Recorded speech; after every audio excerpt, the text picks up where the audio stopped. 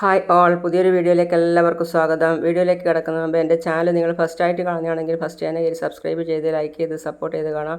അപ്പോൾ നമുക്ക് വീഡിയോൻ്റെ അടുത്ത ഭാഗം എന്താണെന്ന് നോക്കാം.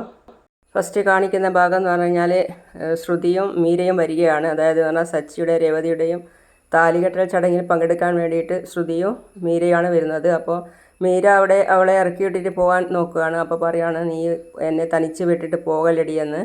അപ്പോൾ ആ സമയത്ത് മീര പറയാണ്, എനിക്ക് നീ പറയുന്ന കള്ളത്തരമൊന്നും എനിക്ക് കേട്ട് നിൽക്കാൻ കഴിയില്ലടി, അതുകൊണ്ട് ഞാൻ വരുന്നില്ല. അപ്പോൾ അവൾ ചോദിക്കുകയാണ്, നീ വരില്ല? ഇല്ല, ഞാൻ വരുന്നില്ല. കാരണം നിന്നെ കെട്ടാൻ പോകുന്ന വഴി നോക്കിയും അവരുടെ ആൾക്കാരും ഒക്കെ അവിടെ ഇല്ലേ, പിന്നെ ഞാനെന്തിനാ വരുന്നത് എന്ന് പറയാണ് അവൾ. ഞാനില്ലടി, എന്നെ വിട്ടേക്ക്. എന്നും നിൻ്റെ കള്ളം പറച്ചിൽ ഞാൻ കേൾക്കുന്നതല്ലേ. ഇന്നെനിക്ക് റെസ്റ്റ് താ. നീ എന്തായാലും ഇറങ്ങുമ്പോൾ വിളിക്ക്, ഞാൻ നിന്നെ പിക്ക് ചെയ്യാം. നീ എന്തായാലും ഇറങ്ങുമ്പോൾ വിളിക്കുക എന്ന് പറഞ്ഞ് അവൾ പോയി മീര. അങ്ങനെ ശ്രുതി വീട്ടിലേക്ക് വരികയാണ്. അപ്പോൾ ചന്ദ്രയോട് പറയുകയാണ്, അതായത് പറഞ്ഞാൽ ഇത് നിൻ്റെ വീട്ടിൽ നടക്കുന്ന പരിപാടിയല്ലേ, അപ്പം നീ എന്താ ഒരു ജോലിയും ചെയ്യാതെ മാറി നിൽക്കുന്നതെന്ന് ചോദിക്കുകയാണ്. ജോലി? നീ ഒന്ന് ചുമ്മാതിരിക്കേ. അപ്പോഴാണ് അവർ ശ്രുതി വരുന്നത് കണ്ടത്. അപ്പോൾ ഭയങ്കര സന്തോഷമായി. സന്തോഷത്തോടു കൂടി സ്വീകരിക്കുകയാണ് ശ്രുതിയെ. ആൻറ്റി, മോളെ നീ വന്നോ? സന്തോഷം. ആ, മോളെങ്ങനെ വന്നേ? മീര കൊണ്ടുവിട്ടു. ശ്രുതി ഇങ്ങ് വന്നേ. ഇതാരാ വന്നിരിക്കുന്നതെന്ന് നോക്കിയേ. അപ്പോഴേക്കും അച്ഛമ്മ അവിടേക്ക് വരികയാണ്. ആ ശ്രുതി, നീ എന്തെടുക്കുക? ശ്രുതി ശ്രുതി എന്ന് പറഞ്ഞ് വിളിക്കുകയാണ് അവർ. അപ്പോൾ അവൻ പറയാണ്, ഇതാ വരുന്നമ്മേ. അച്ഛമ്മയും അച്ഛനും ആ വഴിക്ക് വന്നിട്ട് പറയാണ്. അച്ഛമ്മ പറയാണ്, എടാ നല്ല സന്തോഷത്തിലാണല്ലോ ചന്ദ്ര. ഏതായി പെണ്ണ്? ഇത് ശ്രുതി കെട്ടാൻ പോകുന്ന പെണ്ണാ അമ്മേ, ശ്രുതി. അപ്പോഴേക്ക് ശ്രുതി അവിടേക്ക് എത്തി. അപ്പോൾ അമ്മ പറയാണ്, വാടാ എന്ന്. ഹായ് ശ്രുതി, ഹായ്. അവർ രണ്ടുപേരും പരസ്പരം കൈ കൊടുക്കുകയാണ്. അതൊക്കെ അച്ഛമ്മ ഇങ്ങോട്ടൊന്ന് കാണുന്നുണ്ട്. അച്ഛമ്മ അപ്പോൾ ഇങ്ങനെ തലയാട്ടുന്നുണ്ട്. അപ്പോഴേക്കും അവിടത്തേക്ക് വന്നപ്പോൾ തന്നെ ശ്രുതി, നമസ്കാരം അങ്കിൾ. ഇതാ മോളെ, ഇതെൻ്റെ അമ്മയാ, നാട്ടിൽ നിന്ന് വന്നതാ. എന്നെ അനുഗ്രഹിക്കണം അച്ഛമ്മേ. അച്ഛമ്മ അവളെ എഴുന്നേൽപ്പിച്ചു. നന്നായിരിക്കട്ടെ എന്ന് പറയുകയും ചെയ്തു. ശ്രുതിക്ക് ഞാൻ കണ്ടെത്തിയ പെണ്ണാ, നല്ല കുട്ടിയല്ലേ എന്ന് ചന്ദ്ര അച്ഛമ്മയോട് ചോദിക്കുകയാണ്. അച്ഛമ്മ, നല്ല കുട്ടിയാണെന്ന് കണ്ട ഉടനെ എങ്ങനെ പറയും? ശ്രുതി ഇങ്ങ് വന്നേ എന്ന് പറഞ്ഞ് ചന്ദ്ര രണ്ടുപേരെയും ഒന്നിച്ച് നിർത്തിയിട്ട് അച്ഛമ്മയോട് ചോദിക്കുകയാണ്, എങ്ങനെയുണ്ട് പൊരുത്തം?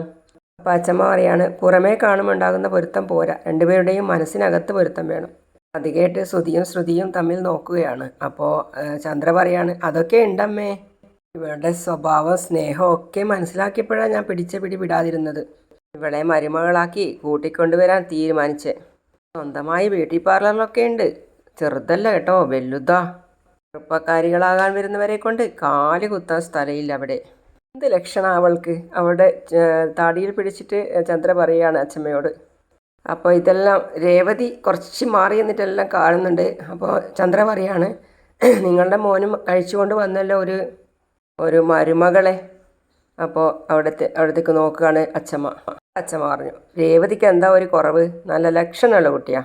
അവളുടെ മുഖത്തേക്ക് നോക്ക്, അവളുടെ ഭംഗി ആ മുഖത്ത് കാണാം. അവൾ നിഷ്കളങ്കയായ കുട്ടിയാണെന്ന് കാണുമ്പോഴേ അറിയാം. പെണ്ണിനെ കണ്ടാലോ ശരീരം ശരിയായി നോക്കാറില്ലേ? കണ്ടാലൊരു കുഞ്ഞിനെ പ്രസവിച്ചതുപോലെ ഉണ്ടല്ലോ. അപ്പോൾ അവൾ ഞെട്ടി. അപ്പോൾ ശ്രുതി ഇടപെട്ടു. അച്ഛമ്മ എന്താ ഇങ്ങനെയൊക്കെ പറയുന്നേ? അച്ഛമ്മ പറഞ്ഞ കേട്ടില്ലേ? വീട്ടിൽ കയറി വരാൻ പോകുന്ന മരുമകളോട് ഇങ്ങനെയൊക്കെയാണോ സംസാരിക്കുന്നേ? അവൾക്ക് വിഷമമാവില്ലേ? വരാൻ പോകുന്ന മരുമകളെക്കുറിച്ച് പറയുമ്പോൾ ചന്ദ്രമതിക്ക് പൊള്ളുന്നുണ്ട് അല്ലേ?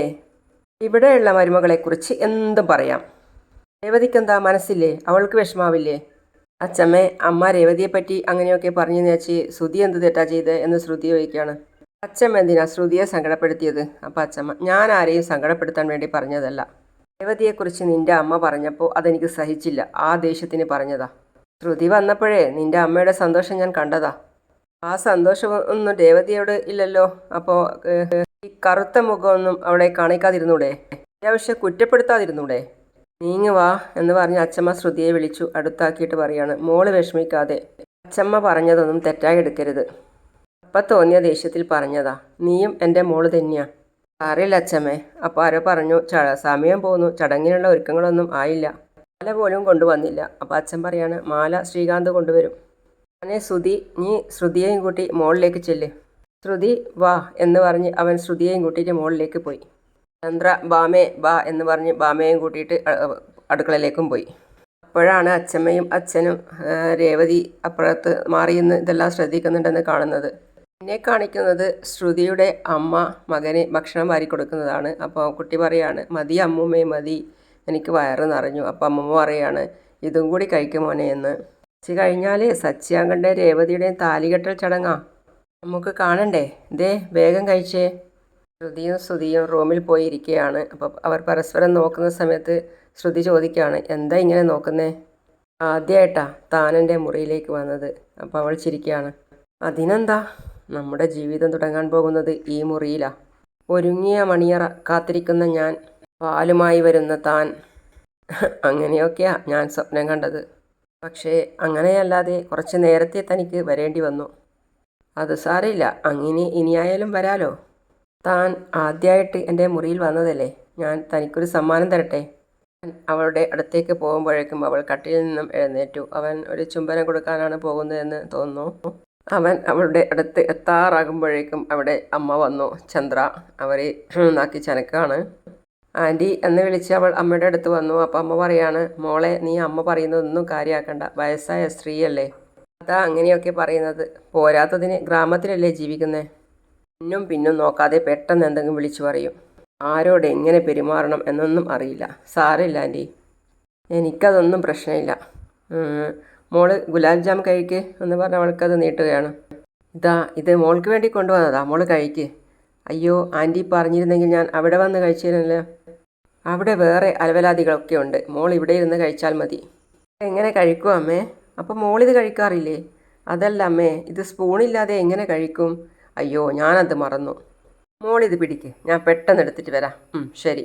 അത് അപ്പോഴത്തേക്കും അങ്ങനെ മുത്തശ്ശി വിളിക്കുകയാണ്, ചന്ദ്രയെ ഒന്നിങ്ങ് വന്നേന്ന് പറഞ്ഞിട്ട്. തുടങ്ങി, ഒരിടത്തും നിൽക്കാൻ പറ്റില്ല എന്ന് പറയാണ് ശ്രുതിയോടും. ചന്ദ്രയെ കുറച്ചുകൂടി സ്ട്രോങ്ങോടുകൂടി വിളിക്കുകയാണ് മുത്തശ്ശി. അപ്പോൾ പറയാണ്, വരുന്നു മുത്തശ്ശി. നമ്മളെ ഡൈനിങ് ടേബിളിൽ സ്പൂണുണ്ട്, എടുത്തോ. അമ്മ വിളിക്കുമ്പോൾ ചെന്നില്ലെങ്കിൽ പ്രശ്നമാണ്. ശ്രുതി, സ്പൂണ് ഞാൻ എടുത്തിട്ട് വരാം. അയ്യോ വേണ്ട, ഞാൻ എടുത്തിട്ട് വരാം.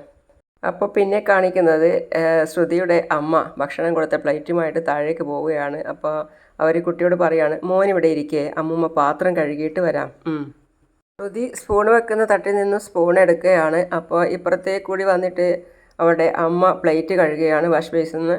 അവൾ ഒന്നും കാണാതെ ഒന്നും അറിയാതെ സ്പൂൺ എടുത്ത് നല്ല ആനന്ദത്തോടു കൂടി പോവുകയാണ്. അമ്മ വാഷ് ബേസിൽ നിന്ന് പ്ലേറ്റ് കഴുകുകയാണ്. അമ്മമ്മ റൂമിലെത്തി. അപ്പോൾ അമ്മമ്മയോട് കുട്ടി പറയാണ്, അമ്മമ്മ എനിക്ക് ബോറടിക്കുന്നു, രേവതി ആൻറ്റിയുടെ കൂടെ പോയി കളിച്ചോട്ടെ. അപ്പോൾ അമ്മമ്മ പറയാണ്, രേവതി ആൻറ്റിക്ക് ഒരുങ്ങണം, വേറെയും ഒരുപാട് ജോലിയുണ്ട്, എനിക്ക് മോൻ്റെ കൂടെ കളിക്കാനൊന്നും സമയമില്ല, മോൻ ഇവിടെ ഇരിക്ക്. ഇല്ല. അയ്യോ പോകല്ല മോനെ, ഇവിടെ ഇരിക്കും മോനെ. വീടാ അമ്മൂമ്മേ, ദേ മോൻ പറയുന്നതനുസരിച്ചേ, മോൻ്റെ കൂടെ അമ്മൂമ്മ കളിക്കാം, മോൻ രേവതി ആൻറ്റിയെ ശല്യപ്പെടുത്തണ്ട. മോൻ്റെ കൂടെ കളിക്കാൻ അമ്മൂമ്മ ഇരുന്നു. അവർ രണ്ടുപേരും കൂടി കളിക്കുകയാണ്. 2 സ്പൂണുമായിട്ട് ശ്രുതി അവിടെ എത്തി ഗുലാബ് ജാമുൻ കഴിക്കാൻ പോവുകയാണ്. അപ്പോൾ ശ്രുതി പറയാണ്, എന്തിനാ 2 സ്പൂണ്, 1 സ്പൂണ് പോരെ? അപ്പോൾ ശ്രുതി പറയാണ്, അതൊക്കെ കല്യാണം കഴിഞ്ഞതിന് ശേഷം. അവൻ ആദ്യം എടുത്തത് അവളുടെ വായിൽ വെച്ച് കൊടുത്തു. അതിനുശേഷം അവൾ വേറെ ഒന്നെടുത്തിട്ട് അവൻ്റെ വായിലും വെച്ച് കൊടുക്കുകയാണ്. അമ്മൂമ്മേ എനിക്ക് ഉറക്കം വരുന്നു, നമുക്ക് വീട്ടിൽ പോയാലോ? നമുക്ക് പോകാം കേട്ടോ. ഭക്ഷണം കഴിച്ചോ ആദിക്കുട്ടാ എന്ന് പറഞ്ഞ് രേവതി അവിടെ എത്തി. രേവതിയോട് പറയാണ്, ഇവന് ഉറക്കം വരുന്നു മോളെ, വീട്ടിൽ പോകട്ടെ എന്ന് ചോദിക്കുകയാണ്. വീട്ടിൽ പോകണം അവനെ, ആദിക്കുട്ട ഉറങ്ങാൻ വേണ്ടിയിട്ട് ഇവിടെ ഉറങ്ങിക്കൂടെ നിനക്ക്? അവൻ അവിടെ ഉറങ്ങിക്കോട്ടെ, ചടങ്ങുകളൊക്കെ ഉടനെ ആരംഭിക്കും. ഞങ്ങൾ താലി കെട്ടി അതിനുശേഷം ഭക്ഷണം കഴിച്ചതിന് ശേഷം മാത്രമേ നിങ്ങളെ ഞാൻ വിടൂ. അല്ല മോളെ, ആളുകളൊക്കെ വരുമല്ലോ, അപ്പോൾ ഇവനിവിടെ ഉറങ്ങിക്കിടക്കുമ്പോൾ ഇതിനെന്താ കുഴപ്പം? ആദ്യം ഇവിടെ ഉറങ്ങിക്കോട്ടെ, ഇത് ഞങ്ങളുടെ മുറിയാണ്, ഇവിടെ മറ്റാരും വരില്ല. അങ്ങനെ ആദിക്കുട്ടൻ അവിടെ ഉറങ്ങാൻ കിടന്നു. ആ സമയത്ത് അതിനുശേഷം പിന്നെ കാണിക്കുന്നത് രേവതിയുടെ വീട്ടുകാർ വരുന്നതാണ്. രേവതിയുടെ വീട്ടുകാർ അച്ഛമ്മയും അച്ഛനും കൂടി സ്വീകരിച്ചിട്ട് അകത്തേക്ക് കയറ്റുകയാണ്. അപ്പോൾ അത് കണ്ട് ചന്ദ്ര അവിടത്തേക്ക് വന്ന്, ഇനി ഇവരെ വീട്ടുകാരൊക്കെ എത്തുമല്ലോ എന്ന് വിചാരിച്ചിട്ട് വിഷമിക്കുകയാണ്. അപ്പോൾ അതിൻ്റെ ബേക്കിൽ തന്നെ രേവതിയും മുകളിൽ നിന്ന് താഴെ ഇറങ്ങി വന്ന്, ഇവരൊക്കെ വന്നോ? രേവതി ശ്രുതിയുടെ അമ്മയുടെ അടുത്ത് വന്നിട്ട് പറയാണ്, അമ്മേ എൻ്റെ വീട്ടുകാരൊക്കെ വന്നിട്ടുണ്ട്, ഞാൻ അവരെ കണ്ടിട്ട് വരാം, എൻ്റെ അമ്മയൊക്കെ വന്നിട്ടുണ്ട്. മോള് ചെന്ന് കാണ്. എല്ലാവരും വരുമ്പോൾ മോൾ അവിടെ വേണ്ടേ? മോള് ചെല്ല് മോളെ. ദേവു ചോദിക്കുകയാണ്, സച്ചിയേട്ടൻ ഇവിടെ ഇല്ലേ? ഇപ്പം വരും, ഒരു ഓട്ടം പോയിരിക്കുക എന്ന് അച്ഛൻ പറഞ്ഞു. രേവതി മുകളിൽ നിന്നും ഓടി താഴേക്ക് വന്നു. രേവതി വന്നല്ലോ എന്ന് പറഞ്ഞ അപ്പോഴത്തേക്കും അവൾ അവരോട് അമ്മേ എന്ന് പറഞ്ഞ് അടുത്തേക്ക് വരികയാണ്. മോളെ സുഖമല്ലേ എന്ന് പറഞ്ഞ് അവർ പരസ്പരമൊക്കെ കെട്ടിപ്പിടിക്കുകയാണ്. ദേവും രേവതിയും അമ്മയും രേവതിയും ഒക്കെ പരസ്പരം കെട്ടിപ്പിടിക്കുന്നത് കണ്ടു നിൽക്കാൻ കഴിയുന്നില്ല. അതായത് അമ്മയ്ക്ക്. അപ്പോൾ അമ്മ പറയാണ്, ചന്ദ്രേ നീ ചെന്ന് അവരോട് സംസാരിക്കുക, നിൻ്റെ വീട്ടിൽ വന്നതല്ലേ അവർ. സംസാരിക്കേണ്ട ഒരു വർഗം. ഇവരെയൊക്കെ കണ്ടാൽ ശ്രുതി എന്ത് വിചാരിക്കും? ഛേ, ചെല്ലി ചന്ദ്രേ. ചന്ദ്ര വരികയാണ് അവരുടെ അടുത്ത്. രേവതിയുടെ അമ്മ ചോദിച്ചു ചന്ദ്രയോട്, സുഖമായിട്ടിരിക്കുന്നോ? എന്ത് സുഖോ? രേവതി മോളെ ഒരു തട്ടെടുത്തിട്ട് വാ എന്ന് പറഞ്ഞാൽ അവളെ അടുക്കളയിലേക്ക് പറഞ്ഞയച്ചിരിക്കുക. കാരണം എന്ന് പറഞ്ഞാൽ അവർ കുറച്ച് സാധനങ്ങളൊക്കെ കൊണ്ടുവന്നിട്ടുണ്ട്, പലഹാരങ്ങളൊക്കെ. അപ്പോൾ അച്ഛമ്മ ചോദിക്കുകയാണ്, എന്തിനാ മോളെ ഇതൊക്കെ? വേണമേ, ഇതൊക്കെ ഒരു വരുമ്പോൾ എന്തായാലും വേണം. അത് ശരിയാ, അങ്ങനെ വന്നാൽ അത് വീട്ടുകാരോടുള്ള മര്യാദകേടാണെന്നേ പറയൂ. രേവതിയുടെ അമ്മ അതിൻ്റെ കൂടെ പൂക്കളും കൊണ്ടുവന്നിട്ടുണ്ട്. അപ്പോൾ അവർ ചോദിക്കുകയാണ്, ചന്ദ്ര വിറ്റുപോകാത്ത പൂക്കളൊക്കെ ഇങ്ങോട്ട് കൊണ്ടുവന്നിരിക്കുക, ഫ്രൂട്ട്സൊക്കെ വില കൊടുത്ത് വാങ്ങിയതാണോ? എല്ലാവരും അത് കേട്ട് അന്തം വിട്ടിട്ട് അവരെ തന്നെ നോക്കുകയാണ്. കണ്ടാൽ പറയില്ല, ചില കടകളിൽ നിന്ന് കേടുവന്നത് വെറുതെ കൊടുക്കും.